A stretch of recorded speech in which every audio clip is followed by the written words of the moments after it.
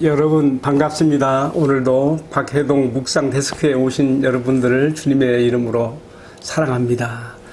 오늘 함께 나눌 주님의 말씀 창세기 2장 18절에서 25절인데요. 제가 세 구절만 봉독합니다. 21절 여호와 하나님이 아담을 깊이 잠들게 하시니 잠들매 그가 갈빗대 하나를 취하고 살로 대신 채우시고 여호와 하나님이 아담에게 취하신 그 갈빗대로 여자를 만드시고 그를 아담에게로 이끌어 오시니.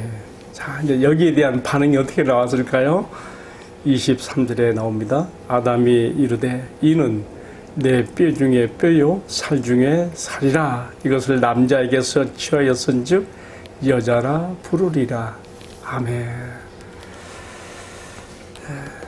공동한 말씀을 중심으로 방금 23절에서 읽었던 말씀, 이는 내 뼈 중에 뼈요 살 중에 살이라.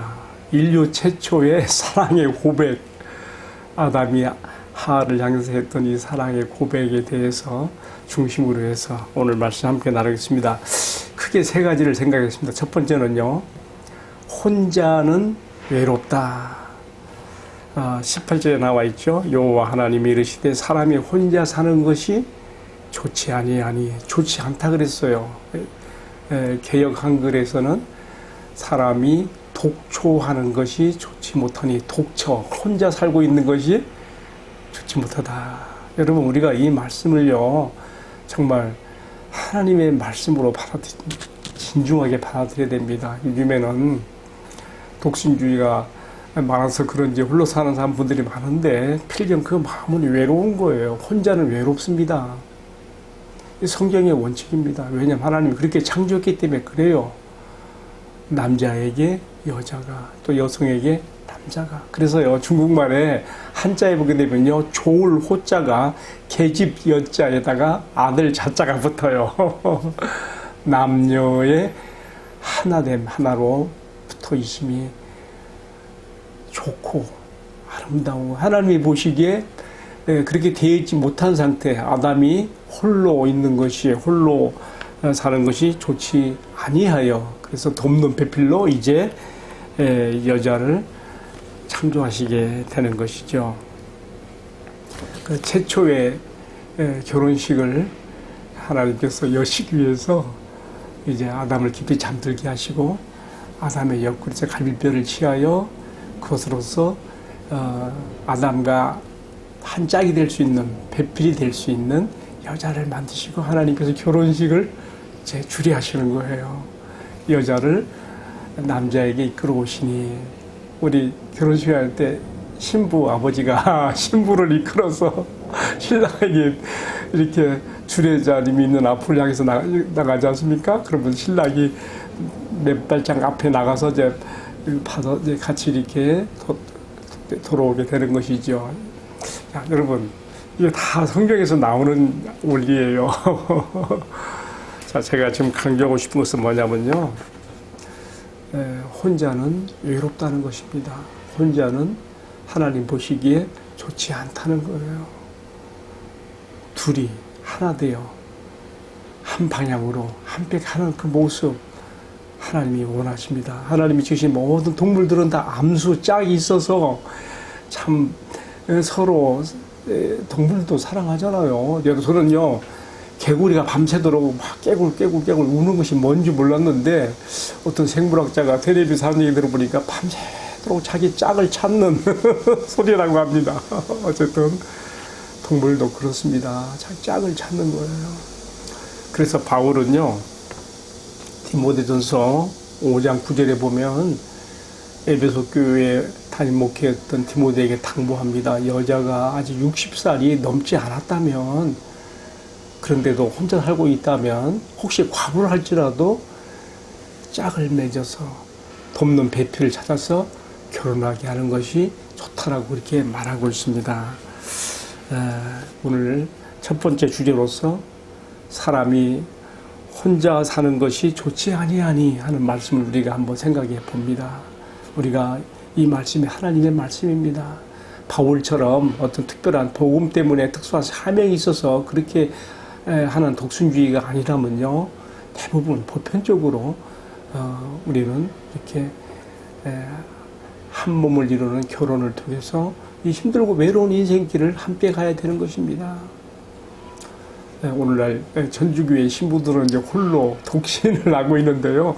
그러나 종교개혁의 아버지인 루터나 칼빈 이런 사람들은요, 원래 루터도 신부였어요. 전주교 신부였는데 과감하게 그는 그런 제도의 틀에서 벗어나와서 이 말씀의 원리를 따랐습니다. 사람이 혼자 사는 것은 좋지 아니하다.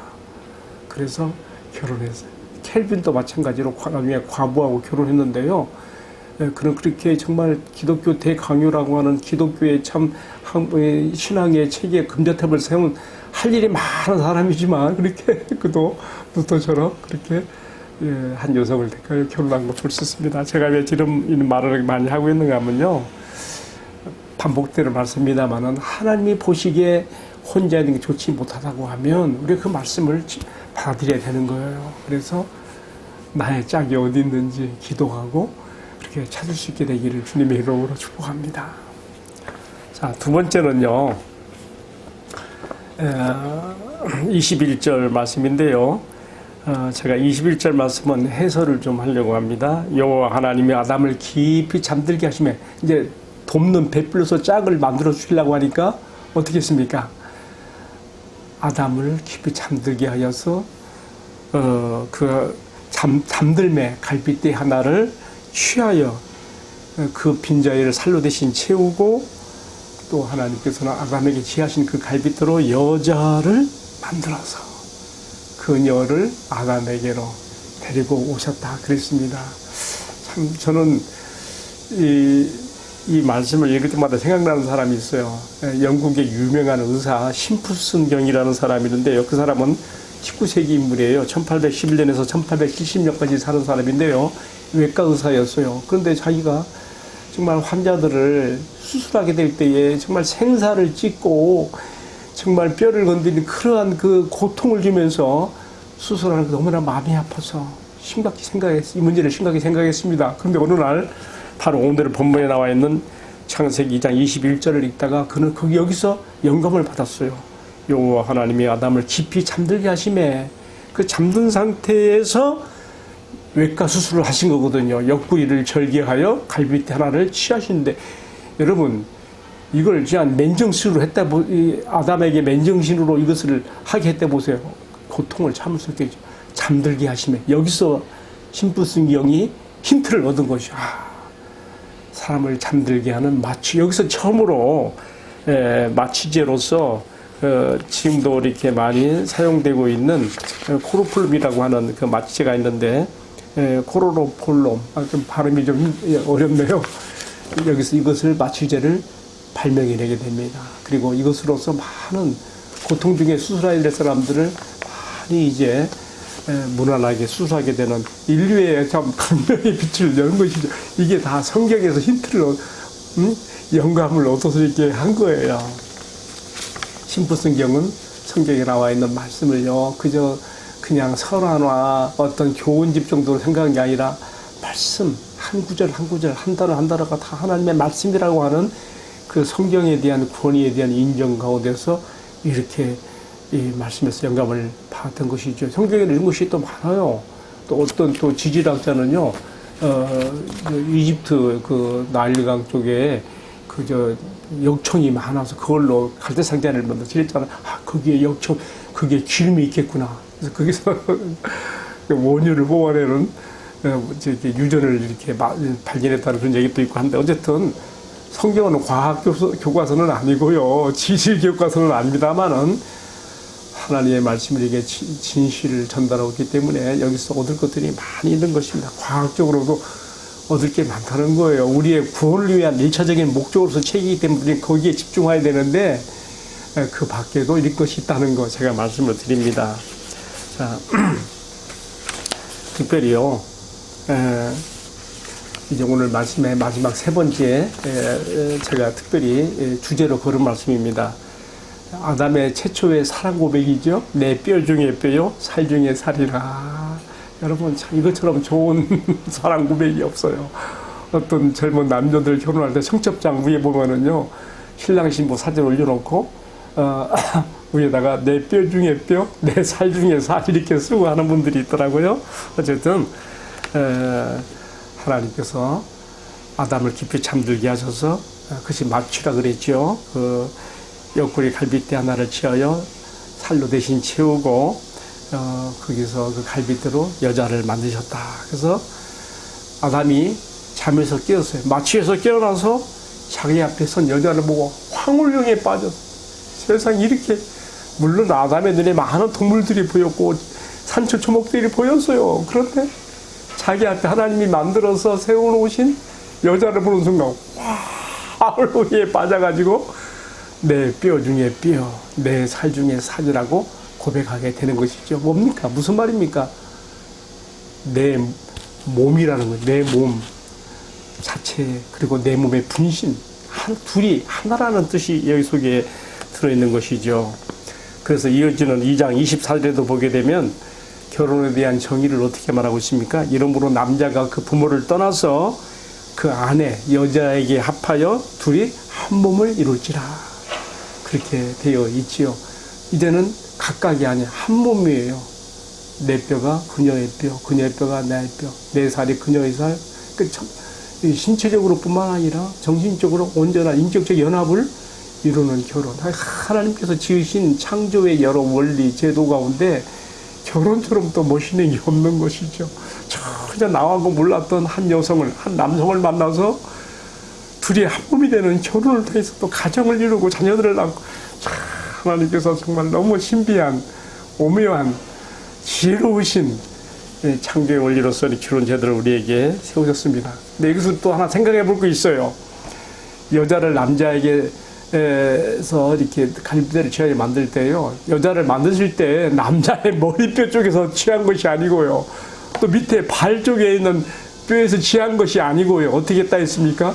옆구리 갈비뼈에서 이렇게 하나를 취하여서 만들었다. 여러분, 옆구리에서 나왔어요. 옆구리, 저는요, 머리도 아니고 발도 아니고 옆구리라는 말 속에서는 남녀 간에 서로 수평적, 균형적 사랑 가운데서 하나됨의 일치를 이루는 원리가 여기 있다고 합니다. 결코 남성 우월, 여성 우월도 아니고 서로 사랑과 존중으로 하나됨의 그런 원리와 표상으로서 옆구리에서 나온 것이에요. 여러분, 내가 갑자기 생각나는 수수께끼가 하나 있어요. 남자 아담의 옆구리에서 갈비뼈 하나를 뺐으니까 남자는 여자보다 갈비뼈가 한 대가 더 적을까요? 많을까요? 여러분 답변해 보세요. 아담만 하나가 없는 거고요. 다 똑같아요. 여러분, 저 2년마다 한 번씩 검진 받을 때 엑스레이 찍으면 옆에 갈비뼈가 다 나오거든요. 여러분 잘 찍어야 돼요. 제가 3년 전인가 한번 신체검사하고 난 다음에 병원에서 연락이 왔어요. 당신의 옆에 갈비뼈가 두 개가 안 보인다는 거예요. 아유, 세상에 이런 황당한 일이 어디 있어요. 그래서 병원에 가서 이렇게 다시 촬영을 해봤는데요. 잘못 찍어서 그렇게 나왔더라고요. 이게 갈비뼈 전체가 드러나도록 이렇게 찍어야 되는데 그렇게 안 해가지고 저도 깨딱했으면 좀 이상하게 될 뻔했어요. 자, 그럼 제가 우스갯소리로 한 얘기고요. 남자가 깊이 잠들게 된 가운데서, 마취된 가운데서 그 옆구리 갈비뼈를 취하여 여자를 만들었다. 서로 수평적, 우호적, 연합적 사랑의 관계로 나가야 된다는 것을 여기서 우리에게 상징적으로 또 하나의 징표로 보여준다는 거 우리가 기억할 필요가 있습니다. 근데 우리가 이것을 보면서요, 또 무슨 생각이 드는가 하면요, 오늘 우리 신약교회가 어디서 나왔는가? 예수님의 옆구리에서 나온 거예요. 저는 여자인 하와가 남자인 아담의 옆구리에서 나온 것처럼 우리 교회의 신랑 되신 예수님의 옆구리에서 우리 그의 신부된 교회, 신약교회가 탄생되고 나왔습니다. 예수님이 십자가에 달렸을 때에 그 옆구리를 창에 찔려 물과 피를 다 쏟으셨어요. 여러분, 이건 생명을 의미하는 거예요. 생명은 피에 있고, 그 피, 그냥 환경맥이 파괴되어서 거기서 핏물이 함께 고여서 다 옆구리로 핏물이 나왔어요. 예수님이 생명이 나오신 그 옆구리에서 신약교회가 나온 것이죠. 여러분, 그래서 정말 남녀 아담과 하와의 하나됨 같이 우리 교회의 우리 성도들의 신랑이신 예수님과 오늘 성도 우리들 신부된 우리가 이런 관계로도 우리가 생각해 볼 수가 있는 것입니다.